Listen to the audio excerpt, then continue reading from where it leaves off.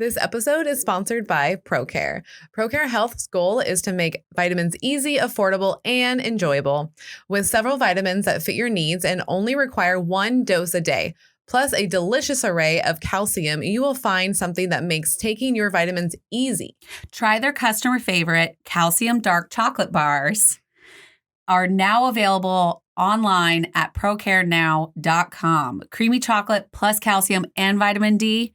You will love them. Use code OSLP for 10% off today. Now go now. Get your vitamins. Yeah.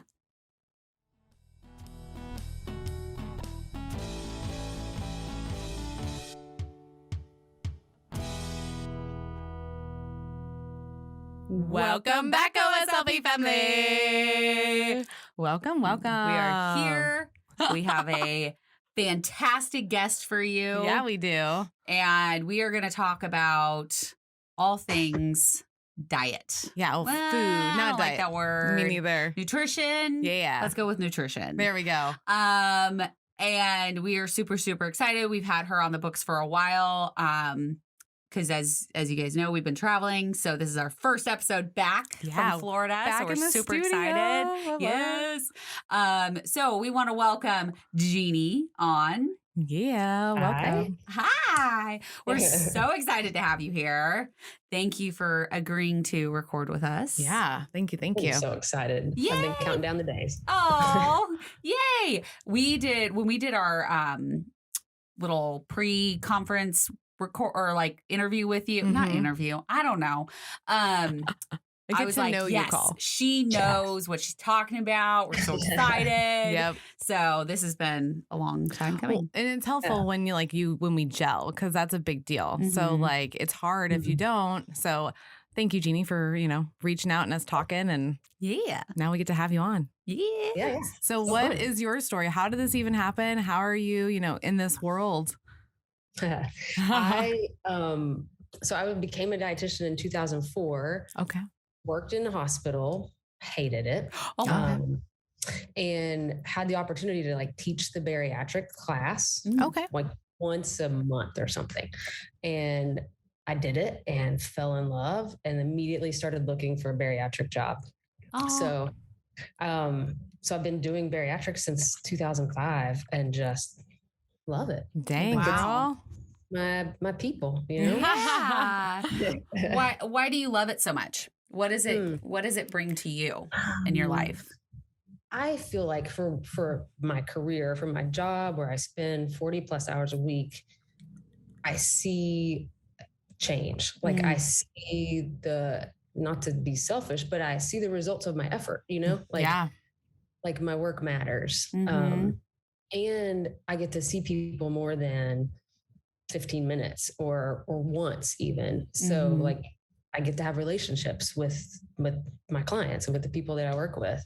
So it's just rewarding all around, and people are fun. So this is a community and a field that I feel like it's nothing compares to it, because I get chills just thinking about it, because it's like everybody is so welcoming for the most part, and everybody just wants to change their life and they want to help everybody.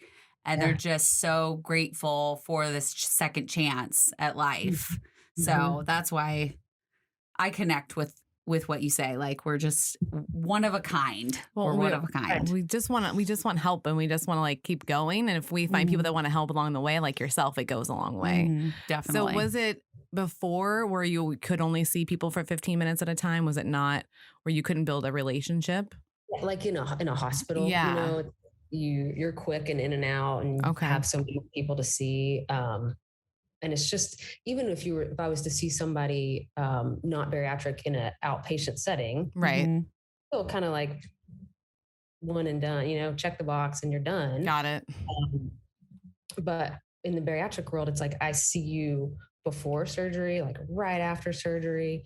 And I hope, because that's what I focus on more, is that I see you in the years beyond surgery, not just that first year, but 5 years later, 10 years later, when it gets crunchy and gets hard. Oh yeah. Because it is going to get hard. I mean, I'm feeling that right now in my life, and I'm sure everybody can agree with this, like with COVID, it kind of knocked us on our asses a little bit. Yeah. Especially with food and eating and stressing, and you're not able to see your family. You're not able to see your friends. You're barely able to go to the store. And so, you know, we as a community kind of go back to that emotional eating. So COVID-10, COVID-15 is a very real situation that we are all kind of feeling right now. And so it's nice to be able to have somebody to go to and be like, hey, my eating is not on point. Like I'm reaching for those foods that I know aren't right. I know they're not good for me, but I'm reaching for them because they're giving me the comfort that I'm craving right now. Right. What would you give as advice to somebody who is kind of having that moment where they're reaching for these things that they know are not good? What would you kind of give them as advice? A couple things. Like my first thought is, and because I do the same, when it's like, I need, like I want, I'll just look at the clock, like, okay, it's 5:30. So I can have it at 5:45. Just tell myself like 5:45, I can have the Twizzlers. Okay. And most, like I'd say 90% of the time, 85%, like 5 o'clock, the time goes and I forget. Like it was so momentary that if I just give myself 15 minutes, or if you just give yourself like a time, most of the time you're not even going to see that time on the clock. You move on, you do your thing. Oh, I like that. Because we have heard of this before where it's just like kind of distract yourself. So, but I've never heard of it like give yourself an actual time frame. Yeah, I like that. So that's really cool. So like, that would be like, I would say like 30 minutes, be like, hey, if I can last till then, when we're fine. Yeah. Yeah. And I do a lot of my emotional eating at night. Oh, yeah. Because I crave that, like, you know, I'm alone in my house. And so I crave that like companionship is what I've learned. Comfort, And so, because when I'm with people in the evening, I'm not emotional eating. No, because you're distracted. I'm distracted by that other person. So when I stay at my boyfriend's house, I don't emotional eat because I have that companion.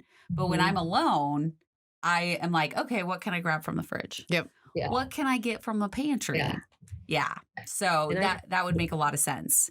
And that evening time, for most of us, it's like your decompression, like your whatever you haven't processed through the day, all those emotions that you didn't really like work out. Yeah.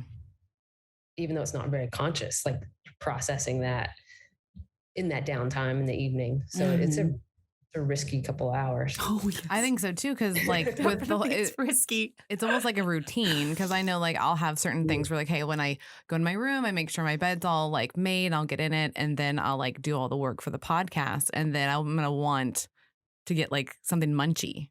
So can I touch on the fact? Do you make your bed and then get into it? If I didn't make it prior in the day, yes. I like to have it all fluffed and nice for me to sit down in before I get in there, because I'm going to be sitting in it for a good 2 hours doing the podcast stuff. So I get comfy. So like I even like, you know, I remake it. I push it all the way up against to like the backboard and I fluff my pillows.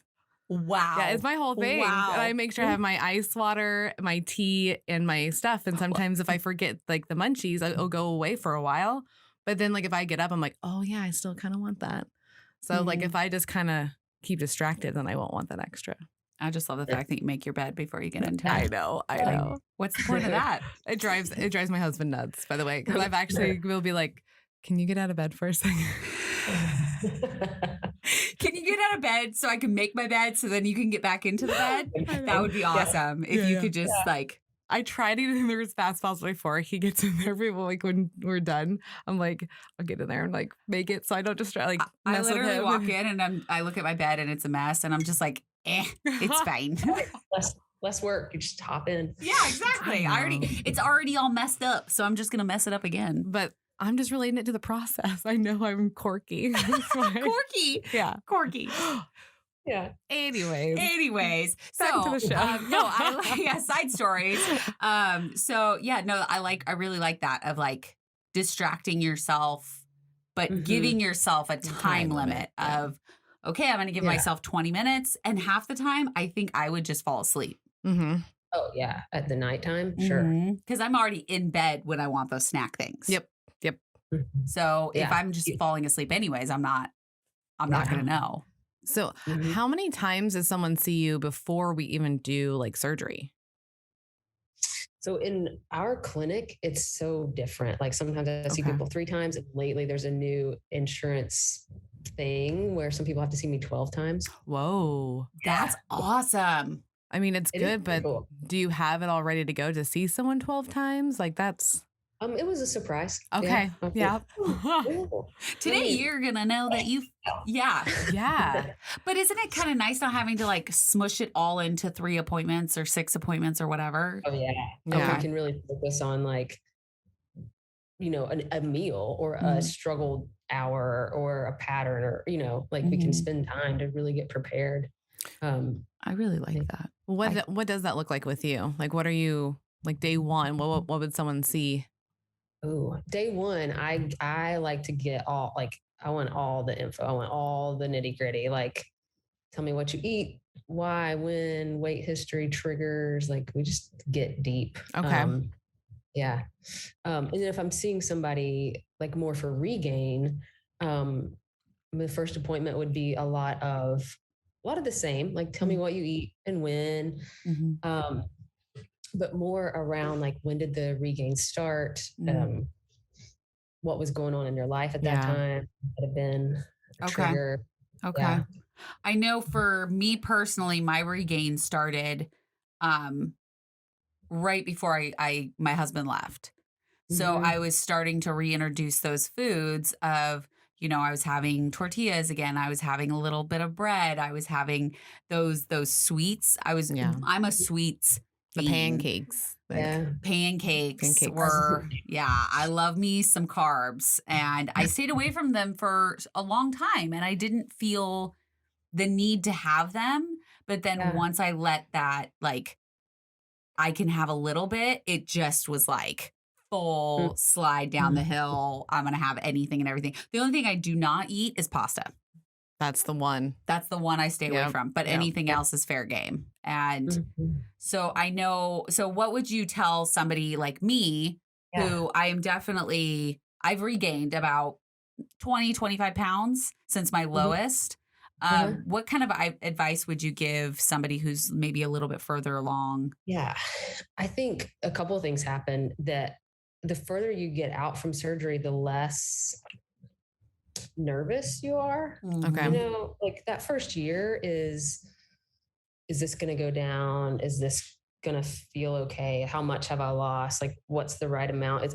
There's a lot of brain space going into like everything you're eating. Right. Yeah. But as time goes by and you get used to this new stomach and this new space and food choices, that focus kind of disappears. Like you don't need to really worry or focus about every bite because you know, like, oh, I'm not going to throw up or that's not going to sit bad or feel stuck. So you got that going on as time goes on. And then you've got like emotional triggers and kind of a side story.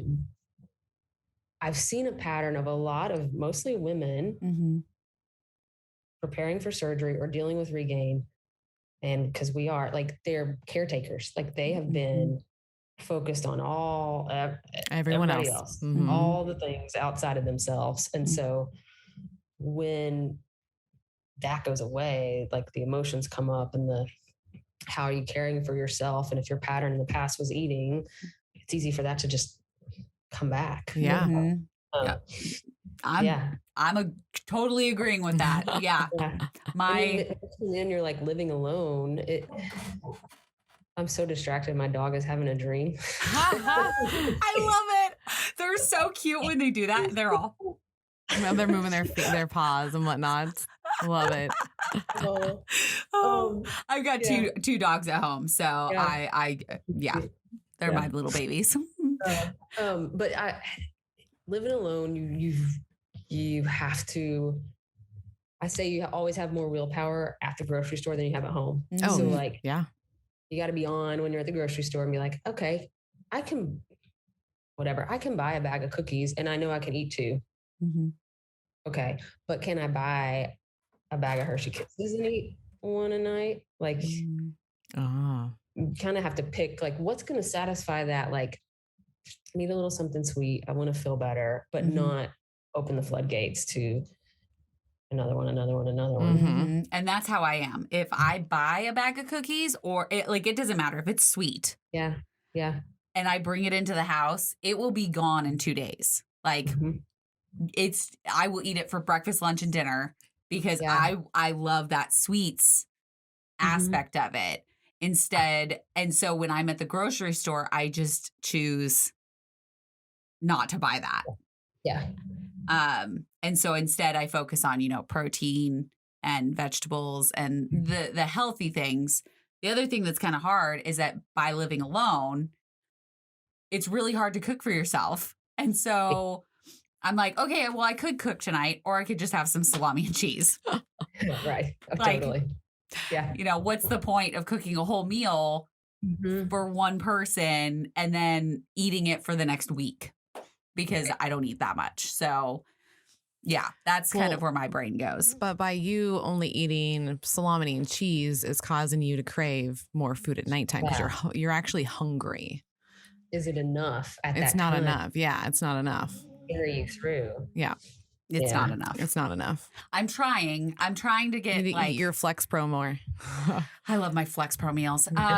They're just so easy. Like you pop them in the fridge, they defrost, and then you just throw them in the microwave. They're done in 2 minutes. Yeah, they're fresh food that's been flash frozen. So and it's high protein, low carb. So we've tried their stuff and it's really freaking good. So it's nice for those that do live alone. Like I know you're not going to want to eat that every single night, but at least twice a week, like that can, at least that those are set for your twice a week. And then you don't have to worry, what am I going to eat? What am I going to eat? That stressor goes away. Cause I remember right after having surgery, that's what I liked about having surgery was now I know every day what I'm eating.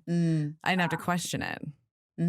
So, yeah, I think a local, like where I live in Charleston, there's a lot of local little businesses that do single serving meals, and you can tell them what kind of diet you want and pick them up kind of fresh and refrigerated. Wow. That's really awesome. I love the flexibility of that. Yeah. It gives you the options of saying, okay, well, I'm not even going to go into a grocery store. Yeah. Because I know that when I go into that grocery store, I'm going to buy something that is not good for me. This freaking fly, I man. I know. There's always one that gets in here. Well, we were gone for over a week. So it heard you. It looks like it flew away. Yeah, there it goes. That's so funny. But yeah, it gives you the option of saying, I'm not even going to go there. I'm not even going to I'm not going to buy anything because I'm just going to go to this store or this company and they're going to take care of it for me. So I would say check your local places, guys, because I didn't know that was a thing. And I bet there's probably a place here or Portland that does that service for everyone. So I'm just going to act like it's not there. I can't. So no, there's actually one over off of Portland Road. That does that? Bullet meals or something like that. Oh, cool. And you can go in and tell them what you want. That's awesome. Yeah. Okay. Cool. Yeah. So back to because we were talking about what the first day looks like. So now that you have to do more sessions with people, what does that look like? Are you just focusing on food portion sizes and what amounts they should have, or how does that work? If they're pre-op in the clinic where I work, then we do just kind of a different topic each time. Okay.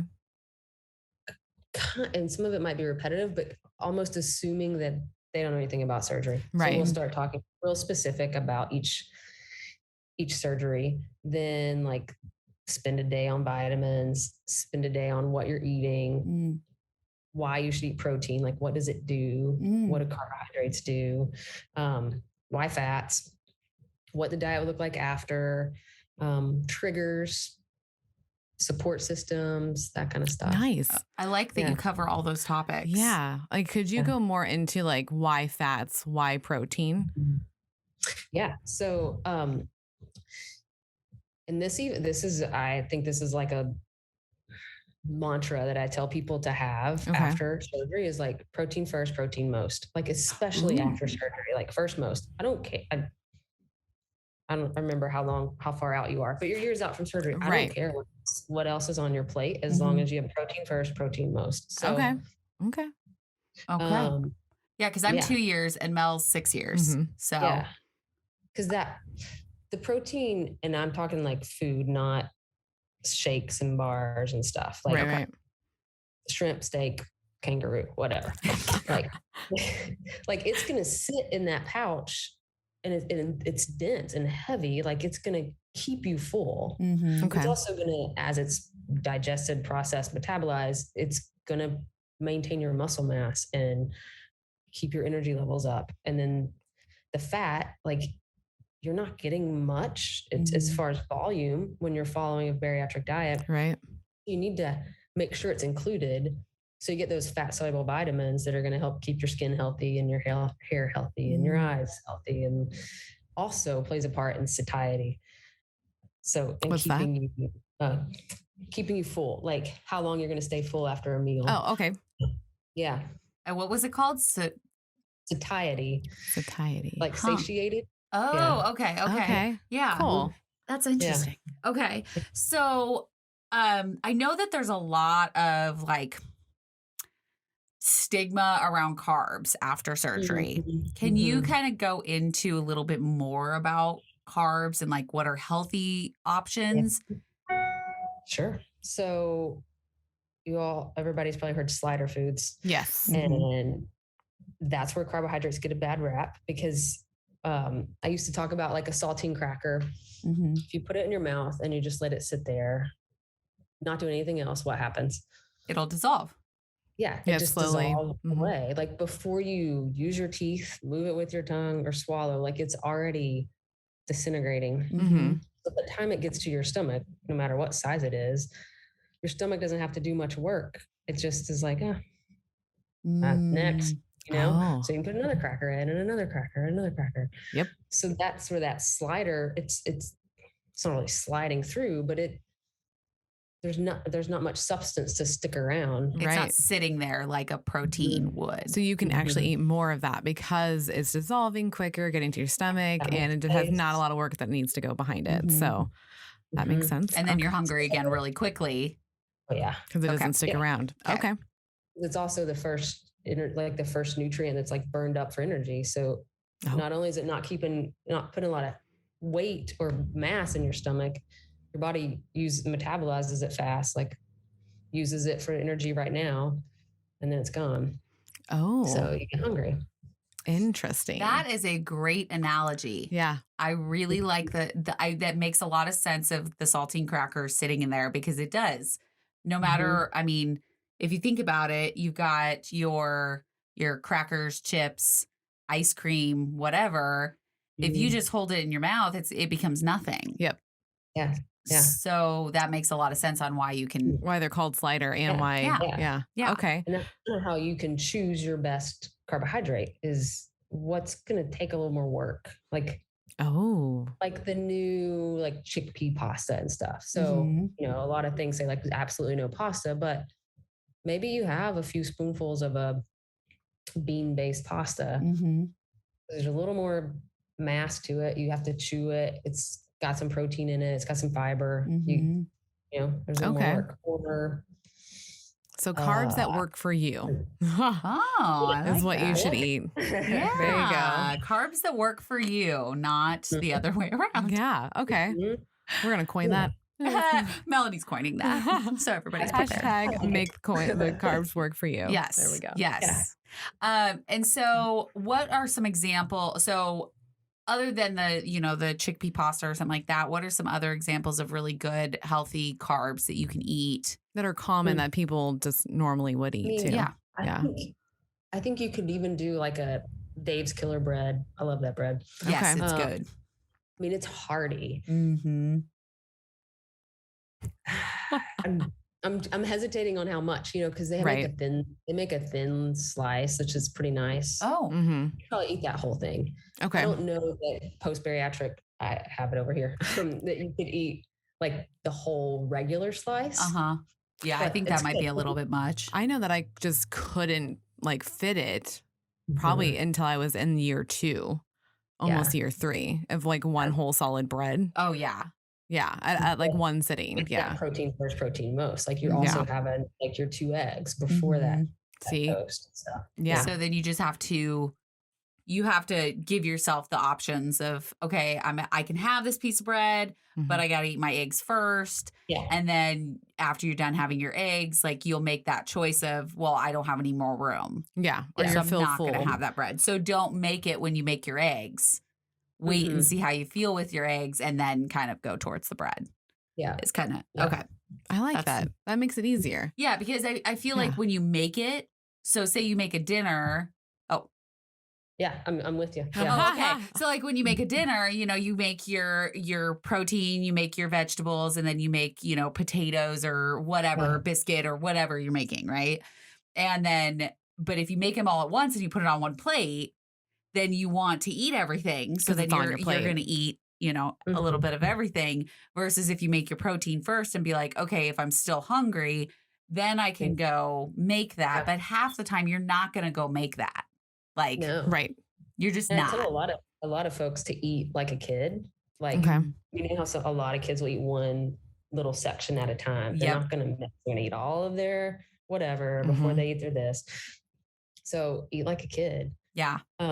Another good tip for carbohydrates, especially if you're like cooking for a family, it's like rice or potatoes or pasta or whatever, is don't make enough. Like, yeah. Make enough for everyone else and like 3 bites for you instead of making like, oh, there's 5 of us. I'll make 5 portions. Make 4 portions and take a little bite. So you get it. Yeah. You get that satisfaction, but you're not like tempted by what's left in the pot. Because with Ellen, I use that trick of the whole, like, because she said like 1/3 of a cup per person, I think is fine. And so when I make it, I only make 1 cup's worth. So like me, Eric, and Dylan never can eat more than what's there. Yeah. Yeah. And then you don't have those leftovers, like you're saying, and stuck like in the pot or in the bag or and then you're not going to go back in and be like, oh, well, I want seconds of the rice because it's there, because I know it's there versus saying, okay, because I'll make the bags of rice, but it's like the 90 seconds in the microwave. And I'll go back and I'll get, eat a little bit more. But I'm thinking if you make your protein, you eat that. And then if I'm done, then I'm like, okay, I want some rice. Then I can throw it in the microwave. It takes 90 seconds. Right. Yeah. Instead of, trying to avoid it with every bite on the plate. Exactly. Yeah. I will say, I'll be 100% honest, where when I first did that, the first 2 times, I was a little sad. Yeah. Yeah. I was like, oh, I can't have any more. And then I was like, but if I want to, I could. But then everyone knows I made more just for that. Like it started cycling, and it took like to the 3 or 4 of like not caring, because like I got the satisfaction, but it was like, well, this is a problem. Because rice is one of my trigger foods, so I have to be very careful with rice. Yeah. I never cared for pasta. So it was bread or rice was my trigger food. But we did switch it to like jasmine rice. I was just doing like Minute Maid rice. And now we're only doing 1 cup as a family instead of like 2 cups to myself. That's what it used to be. That's a win. That's a win. Reals. Yeah. So. That's what they serve at restaurants, Yeah. Oh my gosh. They give you so much food at restaurants. So we were gone in Florida. Yeah. And we, it's hard to eat healthy when you're on vacation. It's hard to eat healthy when you're in a hotel or whatever. And before we left, we talked about, we were like, okay, when we go to restaurants, like we'll share and we'll just split it, because it doesn't like, we never finish it. Right. It took us until the last day to share. The last, the last day on the last meal. Yep. 100% did. And we did it. And we did it. And we were like, We're just like, okay. This is the reason why we were supposed to do this the entire trip, because we got these filet mignon sliders. Yeah. Which were freaking fabulous. They were delicious. Yeah. They were so good. They had like onions on them and cheese and it was so good. I will fly back to Florida just for those sliders, but it was perfect because like we just ate that. Yeah. That was it. It's full. Yeah. And we were just like, I know you ate, I finished mine. Yeah. I got to like the very end of it. Yeah. Yep. And we were just like, okay, we're done. But there was no like trying to fit more in because you just spent money on a meal and you're trying to. Yeah. And it was like solid meat. Like that was a full, like, that was like a 4-ounce steak for each of us. Yeah. So easy peasy. Like we were done. Yeah. Mm-hmm. Yeah. But it was just like the perfect sizing for us. But yeah, I mean, like double that. You're thinking, okay, that's 8 ounces of steak.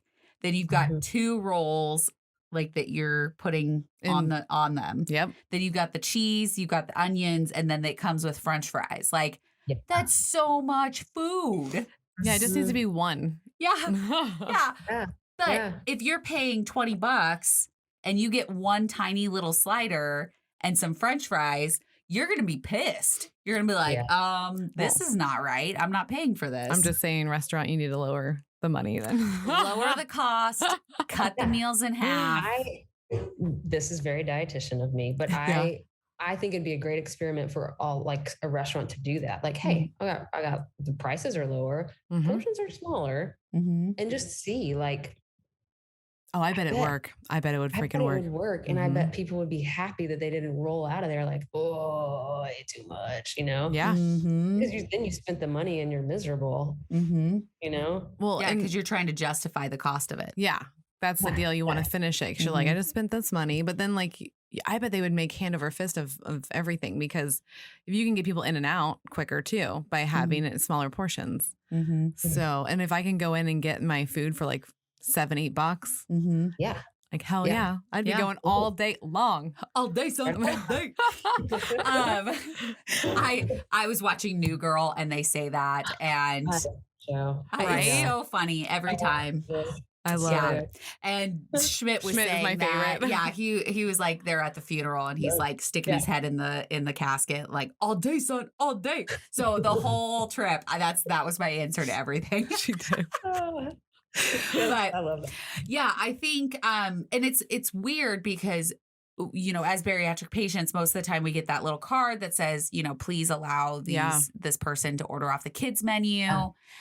And most places are really great about it. Like, melting pot. I don't know if you've ever been to a melting pot, but they honor it. And it's like $15 versus $50. Yeah. So it's really worth it. Or they will let you order a side of meat. So like if you're with somebody, you know, you're join the party. They'll let you order a side of meat, which is like $10, and they'll just let you pick off of everything else. That's really cool. And I was like, do you need to see my card? And they're like, no, it's fine.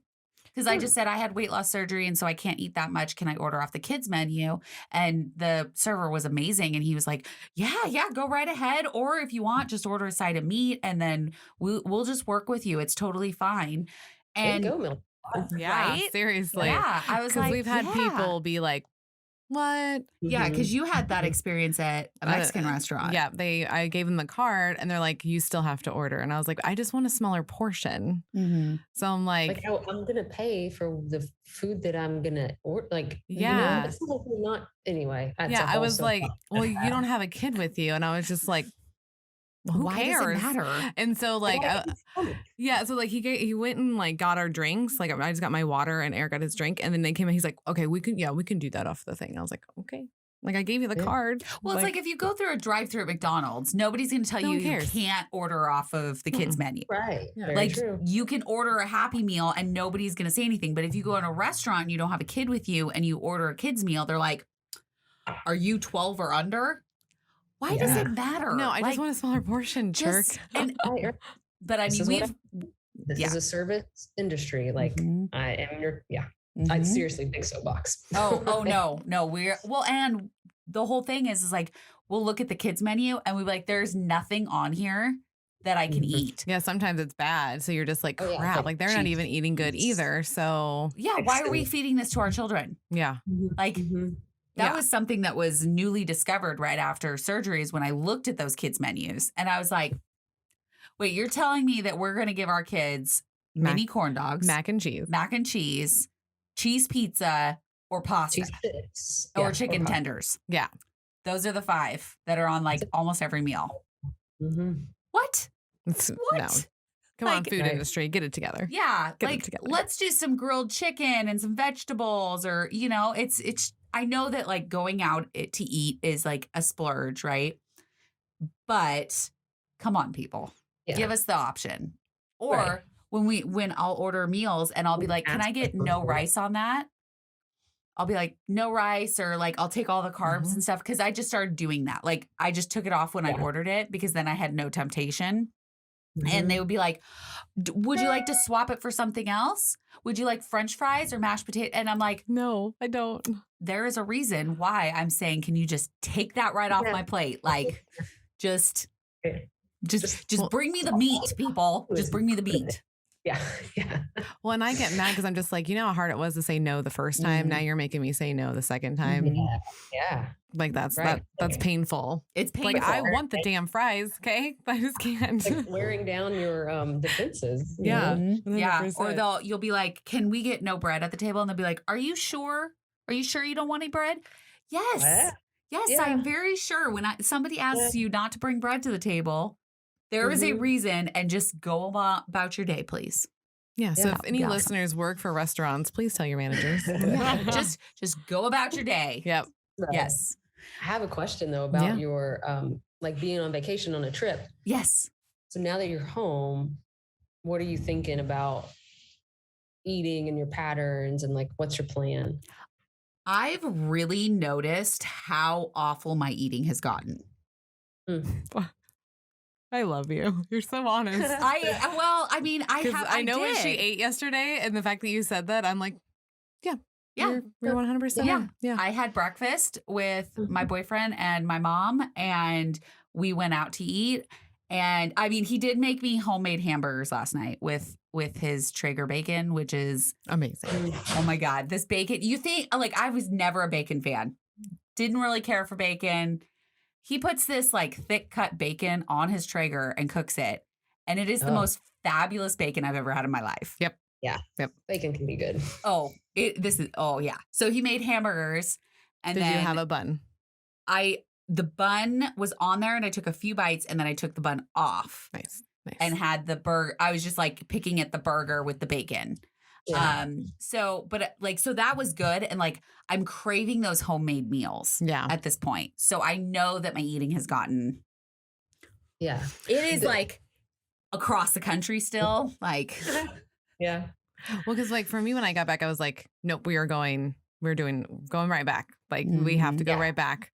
So I had my scramble. So I had that in the morning. Then we had steak at night with salad and stuff. So I was like, Yeah. yeah, like we got to get back on track, because you can kind of feel it, you know? you can feel like the bloatiness and the like kind of sluggishness, and you just want to like sleep for 5 Mhm. days. And I mean, part of that's travel, and part of that's the food that you're eating while you're traveling. Yeah. Well, that's cool why I asked, because I feel like people can get really worried about vacation, and like after having surgery, am I not going to be able to enjoy vacation, or am I going to be like party pooper, or just feel miserable? But it is vacation. Like Yeah. go enjoy the biscuit or the cookies or the whatever it is, because that it's temporary. Like it's a week, or it's an extended weekend. Like Mm-hmm. as long as when you get back, you're back, you know? Yeah. Yeah. You can enjoy that vacation time. Well, and even like I would say when we were traveling, it wasn't too hard. Like there was meals where I did just fine on. It was mainly the nighttime meal that I just wanted the fries, and like I wanted like the Oreos, you know, like, but like I try to set myself up. I just had a thought of her coming into my room. I did. I was like, could I have those Oreos? Can I have some, please? Yes, I bought Oreos on vacation. Come at me. Yeah. Come Like, at me, bro. Can I have a couple, please? Yeah. Because like my thought process was, if I can go good throughout the day, and then at least like I can feel justified at nighttime to be like, you know, I'm going to have a couple extra stuff. Like we are on vacation, but I wasn't trying to like make myself like anxiety ridden over food. It was just like, make some good Yeah. choices and let's keep going. Like make Well- good and bad. Like you got to like balance it. Balance it. Yeah. Totally. Well, and traveling and vacations, those are a way of life. Yeah. Those are always going to be in your life. And when you can kind of tell yourself, okay, I'm going on vacation. I'm going to enjoy myself. I'm going to have a good time. Oh, I do have to tell you something though. On air? Yeah. Okay, cool. I was making sure. No, I just don't figured know. just remind me after we're done. No. Sometimes I'm like, I don't know what you're going to say. So when I'm at Disney, like it doesn't matter if it's Disney Springs or if it's Disney World or whatever.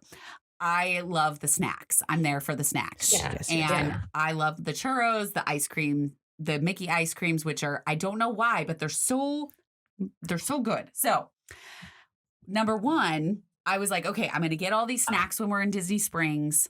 And I was like, okay, I'll get my ice cream and then I'll get my pineapple Dole Whip, blah, blah, blah. And Mel was like, well, do you need both? And I was like, no, I don't. So I was like, okay, I'll get my ice cream. Yeah. That's what I'll get. And then as we were leaving, I was like, I don't need an ice cream. I'm fine. So like that was a non-scale victory of being like, no, it's fine. Like I don't need an ice cream. I'm good without that. Well, and that conversation was, Kelly, you want the ice cream. You don't need it. Remember. There was that delay. Like you were talking about it before and you're like, oh, I'll do it at the end. Yep. And then that. Yeah. And then that time went by and then I was like, oh, well, I'm going to, I don't need it. Yeah. I don't need it right now. Like I'm good. Well, and I had bought my Mickey caramel apple. Yeah. So you got some snacks. Yeah. But here's the thing. I forgot all about it. It was still in my Disney Springs bag. Oh my God. And I was like, wow. Because I have to check my counters and make sure there's no food out because one of my dogs is very food motivated. And so he will get up on the counter and eat whatever. And so I was like, okay, checking everything, making sure there was no food in anything. And I was like, I still have my car. I haven't even touched this thing. Like I had no memory of even buying it. And I was just like, so now you don't actually need all those things. I don't. Yeah. Just I don't. get it in the moment, eat it, and call it good. Yeah. And we went and got churros the other night from the Don Bigote, which are fabulous. I only had like half a one. And I was like, okay, I'm good. I'm satisfied. There you go. Yeah. That's kind of what I work on with people after surgery is that are struggling with the regain is like you're kind of look at your whole year. Like what is vacation going to be like? Like let's, I don't like to plan out every day, but let's like make a plan for how you handle vacation. Let's make a plan for how you handle getting off the phone with your mother-in-law or good call. I like that one. Or Christmas vacation or whatever it is like so that you can enjoy, be a part of everybody and relax knowing that you're doing the best you can for yourself and you're not going to derail. Oh, so you're like saying, so you kind of like look at the year as a whole and kind of like go like know what the triggers could be. Like it could be when a family is going to be here for like a few days for Thanksgiving, or like for me, my trigger sometimes could be, it's my mom, not mother-in-law, but it's my mom. If I talk to her, like me and Eric actually worked on it. He's like, you let her get you so worked up. And I'm like, I know, why am I doing that? Like, I don't understand. And so now I have to I realize it. And now I'm like, okay, I'm not going to go eat just because of that phone call. But you also have a plan. Yeah, you have a plan. You're planning for, okay, so when this happens, I'm going to be like, okay, I need to get off the phone before you get yourself riled and before you know that you're going to turn to those foods. Yeah. Or like if I go to Disney World every year, I know I want the caramel apple. So I'm going to get that and not this, or I'm going to eat this for breakfast and for lunch so that I know that apple will fit. Or like Thanksgiving, I have to have the pumpkin pie. So I'm going to, that's going to take up this part of my plate and I'm going to eat the turkey first or what, just whatever it is. So that you plan. Yeah. I mean, planning for your food is just so detrimental in this journey. It's so important. Yeah, you have to plan. That's how you have to be successful. And it doesn't have to be super detailed, but just have a little idea going in so you can use your brain space on where you are, like the people that you're with and what you're doing, because you've already decided what you're going to eat. I like the brain space thing. Yeah. Because I would worry about like the next meal and what it was going to be like. And if am I going to make the right freaking choice or not? Like it's just stressful. Well, and we've talked about like we would be at lunch or eating lunch and we were already planning for dinner. Yeah. Yeah. So, I mean, pre-surgery. So your brain, you were using up all that brain space planning what your next meal is, instead of just being like, I'm going to just live my life and focus on work or friends or family or whatever. And just do protein first, protein most. Protein first. I'm going to use that now. Yes, because that's the way it should be. Yeah. I feel like that was why I was so successful in my first year, was because that was my mantra. I mean, not that exact one, but now it is. But, it was protein first, protein first, protein first. And I only ate protein. It was, I mean, I could have done better with the vegetables because I went a little nutso with Her protein cholesterol only. went up. So Yeah, her doctor was like, you need to eat some extra other things. Yeah. So, I mean, but that was what I focused on. I didn't have carbs. I didn't, I was purely, okay, what if I went out to eat? I was only eating the meat that was on my plate. And I felt full. I felt satisfied and I was good. You gotta get back to that. Yeah, that needs to be my mantra. Like, I don't need a bun. I don't need bread. I don't need those things because it's not doing me any good. Because then it's making my cravings for sweets even stronger because I'm not getting my protein. Yeah. And the sister mantra to that one is, if it's easy going down, it's likely easy to stick around. Oh, if it's easy going down, it's easy to stick around. Coining terms from Jeannie. Yeah. I love it. I love it. No, those are some really easy mantras to keep in your life. Yeah. Yeah. I really like that. Yeah. Well, what would you do for someone that's like, say they did the surgery, we're a couple years out and they've regained. So what do you just go right back to the basics with them, or are we just figuring out the triggers, or how are we going back? I kind of also have made my own little 12-week thing for that situation. Okay. And so we start kind of just looking at where you are. Like, I know it's tedious and not fun, but I have people do a food log where you just write down what they're eating so I can see, like, are you eating all day because you didn't start with breakfast that was good, or are you eating at 3:00 because it's like after school snack, or that evening? So we just kind of figure out what the pattern is first. And a lot of times you can find a couple little fixes that will affect the whole thing, the whole day. Yeah. So you don't have to just start from scratch. You can just, we're going to experiment, have eggs for breakfast, see what happens the rest of the day. Something else I like to do is have people develop their own PAR level. Like, talking about restaurants, I used to work in restaurants, and there's a PAR level. Like, how many cases of sausage do we have? Like, how many boxes of sugar packets, whatever it is. So, to prevent yourself from like ordering on Uber Eats or just eating the salami and cheese, like, if you have a PAR level of like, I'm always going to have deli turkey, frozen turkey burgers, string cheese, frozen broccoli, whatever your list is, then you always have a good choice at home. Like, not that you always have to choose it, but you are always going to have a good choice at home. You're not going to be left like, ugh. Yeah, because that happens a lot because I'm busy. I'm not really home a whole lot. And so there's times where I'm home, like, and I'm looking at the fridge and I'm just like, I don't have anything in there. I mean, let's be honest. I haven't grocery shopped in 4 weeks. It's fine. Kelly says it's fine. But there's times where I'm like looking at the fridge and I'm like, oh, these are the times where I wish I had past me, had helped future me and gone grocery shopping.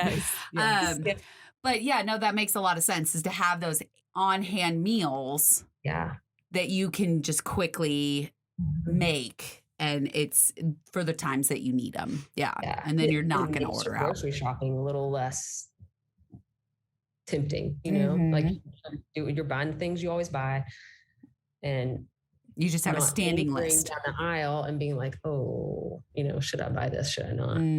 It's, if I stay around the outside of the grocery store, I'm totally fine. It's when I go down those middle aisles that I get in trouble.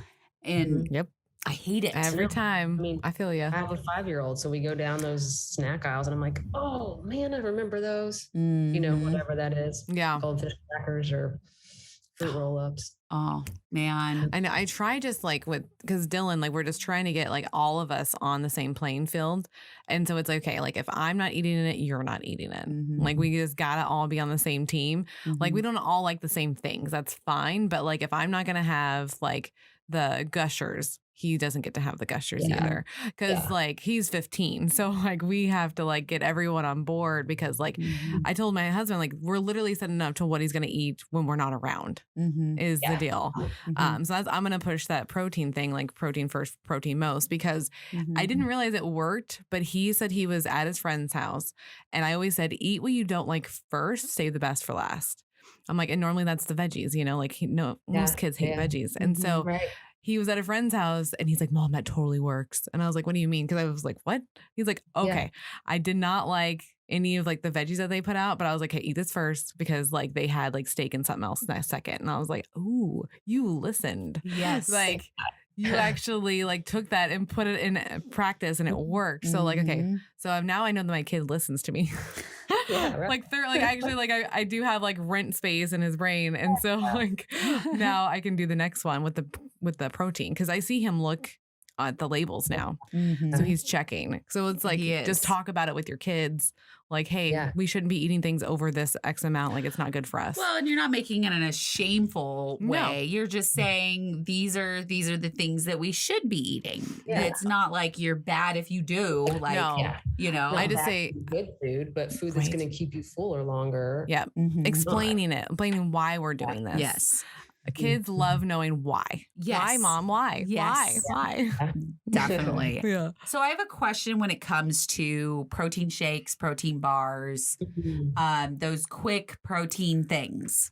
Yeah. Now, we know that we can only digest a certain amount of protein in one sitting at a time. And that's like, what, 30 grams? That's what's out there. Yeah. Okay. Would you agree with that number? Honestly, I should research it more, but what I've read about before and my belief is like our bodies are really good at holding on to extra. Okay. That's why we have an obesity epidemic. Right. So like if you're going to eat more protein, your body's going to hold on to it somewhere. Like, okay. So it doesn't hurt to have more protein in one sitting. No, it sounds like it could. If you were like consistently eating like 120 grams plus, it can affect your kidneys. Okay. What I think about at one time is I see a bad pattern develop in some folks where they're like, oh, I had that 45-gram protein drink for breakfast. I got my protein in. Oh, yeah. They're like one and done it. Yeah. So they're like, oh, I had my protein, so I can eat this Oreos or this.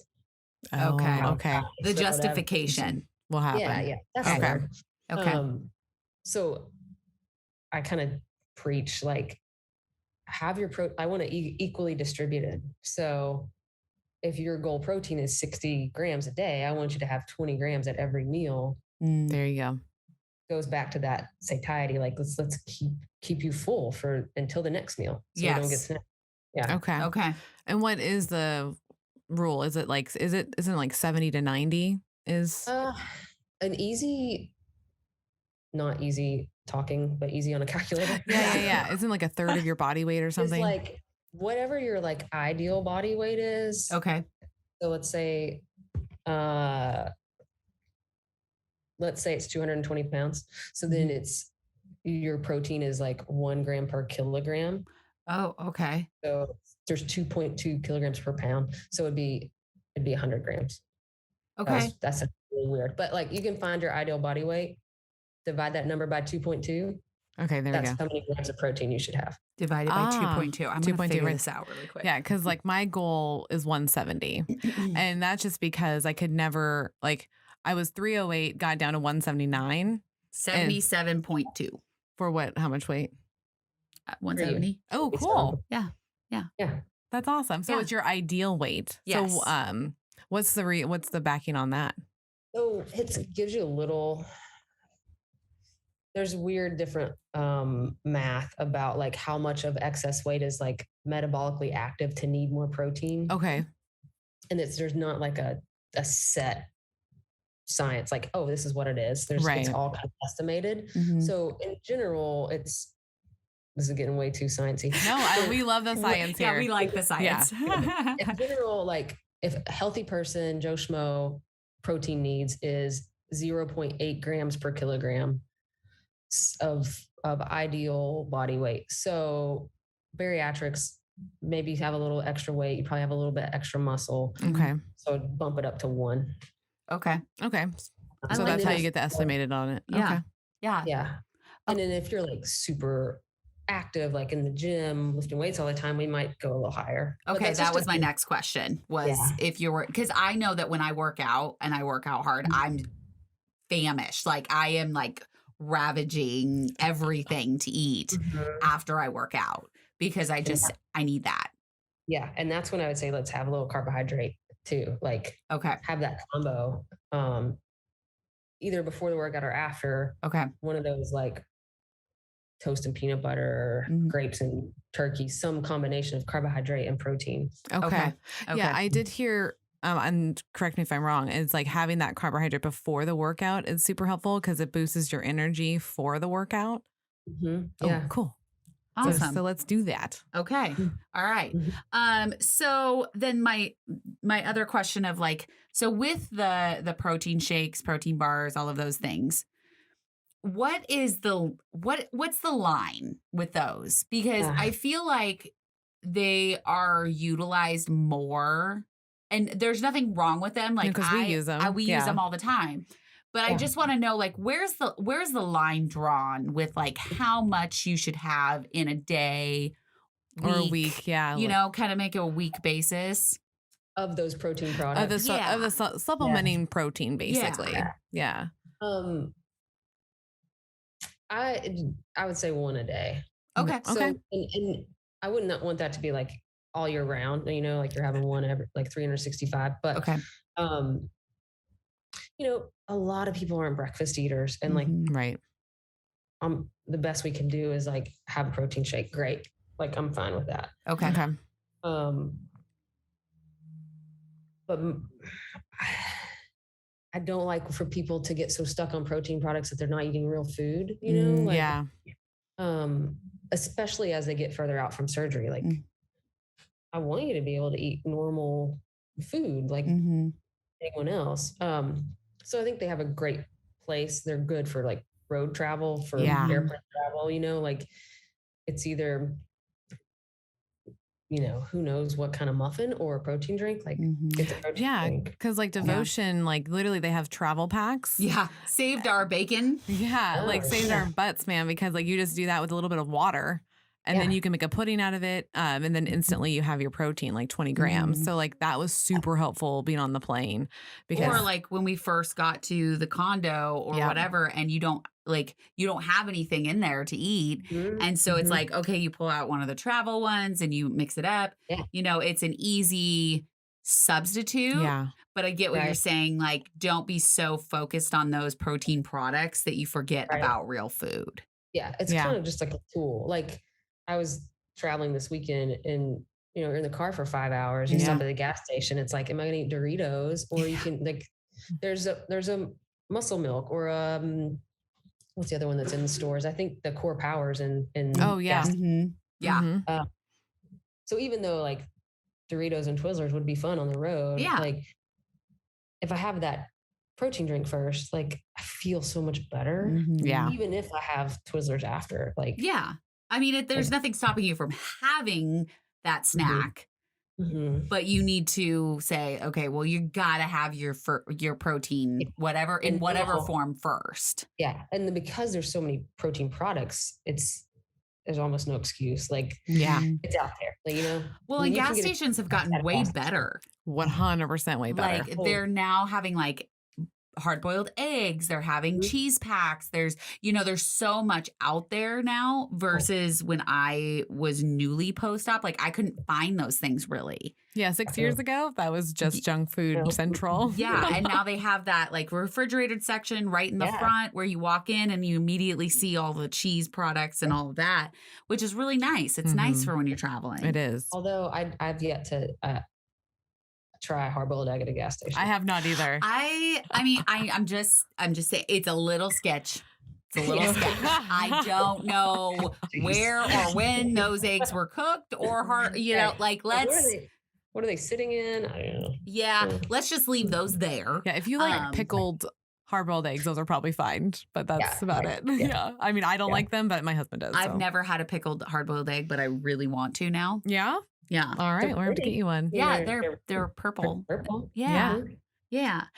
So yeah, I think that I think hard-boiled eggs at a gas station may not be the best choice for us. Right. As a society, it's not a good choice. So if we could take those off the shelves, that'd be awesome.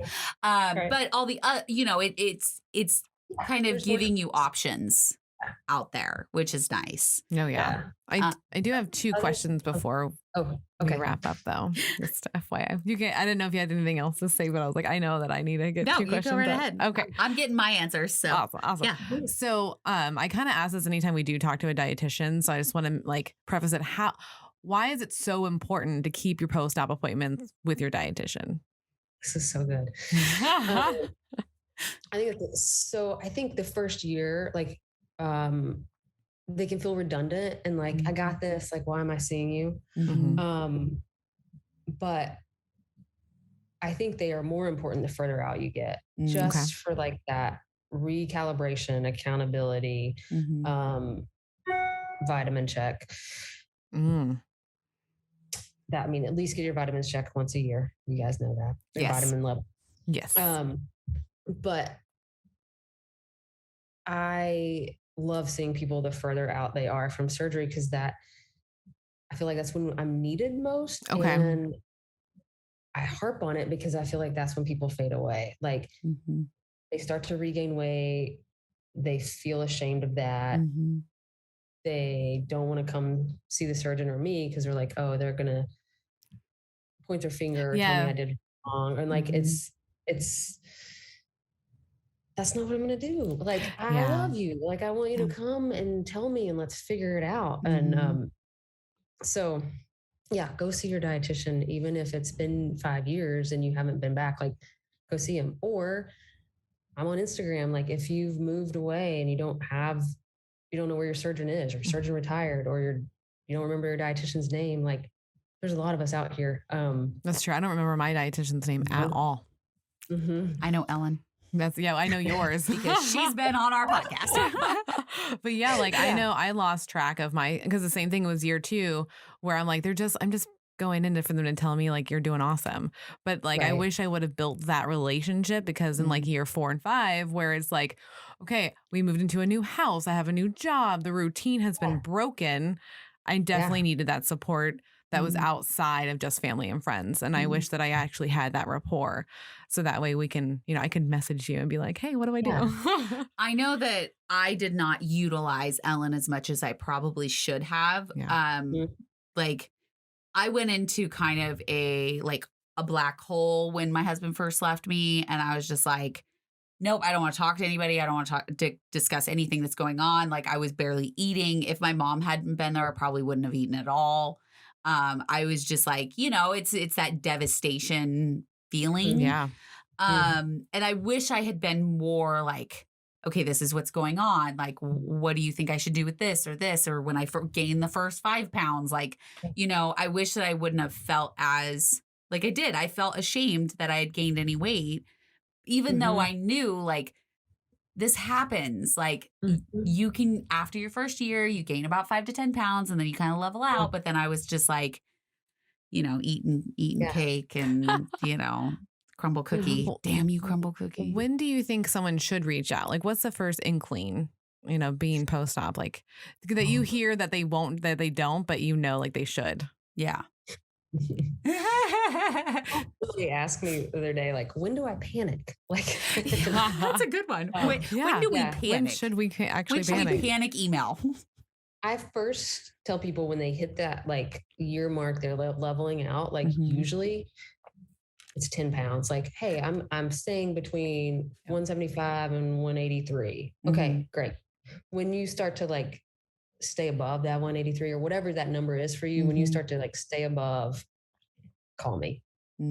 Or maybe you just already are like seeing that you're eating different. Like you're seeing that the powdered donuts are back in the grocery, or the like stops at the drive-thru are more often.